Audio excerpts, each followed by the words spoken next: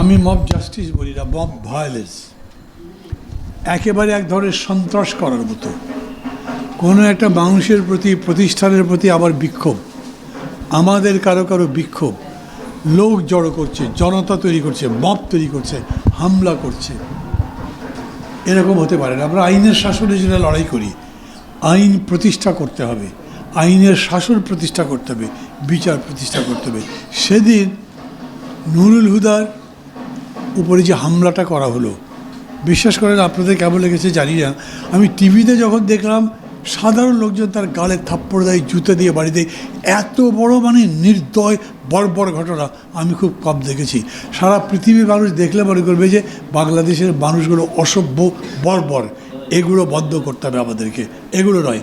আমি মনে করি নুরুল হুদা এত বড় অপরাধ করেছে যে তার সর্বোচ্চ শাস্তি হতে পারে, বিচার করে সেই শাস্তি দেন।